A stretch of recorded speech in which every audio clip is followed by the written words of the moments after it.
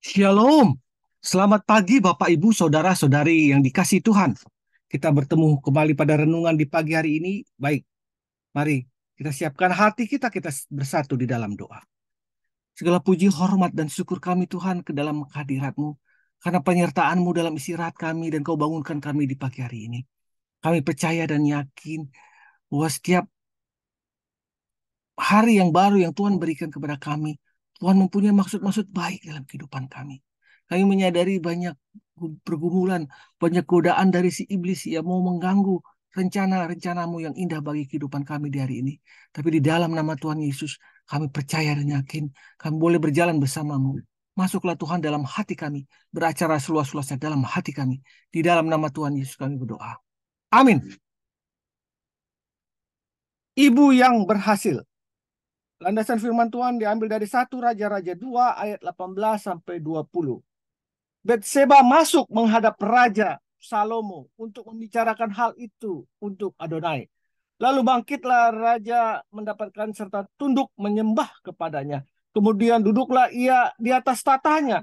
Dan ia menyuruh meletakkan kursi untuk bunda Raja. Lalu perempuan itu duduk di sebelah kanannya. Berkatalah perempuan itu, suatu permintaan kecil saja yang kusampaikan kepadamu. Janganlah tolak permintaanku.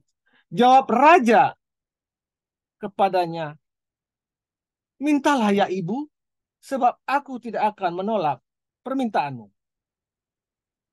Kita buka lagi dari Yeskiel 16 ayat 44. Yeskiel 16 ayat 44 mengatakan, lihatlah setiap penyair itu akan mengatakan sindiran ini mengenai engkau. Begitu ibu, begitu anak. No man is poor who has a godly mother.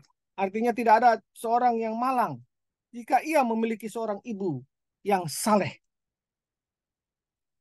Setiap ibu memiliki pikiran seperti itu, tentunya anak akan bangga dengan keberadaan ibunya. Tetapi sayang, tidak semua orang mengalami kebenaran perkataan di atas. Karena tidak semua ibu memiliki kehidupan yang saleh. Untuk itu, seorang ibu harus benar-benar kembali bertobat dan melakukan kehidupan yang benar. Sebab keberhasilan seorang ibu tidak diukur oleh besar jumlah materi yang ia berikan kepada anaknya, tetapi oleh seberapa banyaknya ajaran-ajaran dan teladan yang ia berikan kepada anaknya sebagai pedoman hidup untuk kelak hidupnya. Ajaran seorang ibu akan diterima baik oleh anaknya hanya jika sang ibu memiliki kehidupan yang saleh. Demikian juga yang dialami oleh putra Betseba, yaitu Raja Salomo.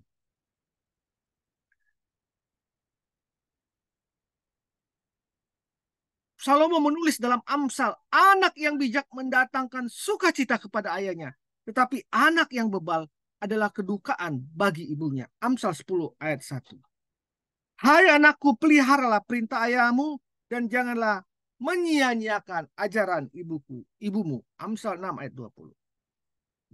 Ini merupakan satu syarat bahwa Salomo memang mendapat didikan yang baik dari Betseba ibunya. Salomo telah menjadi raja.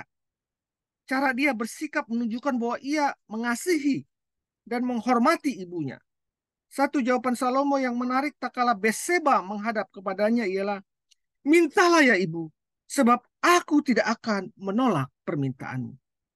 Kebijakan dan kesopanan Salomo tidak semata-mata terjadi begitu saja. Tetapi itu tentu ada didikan sang ibu.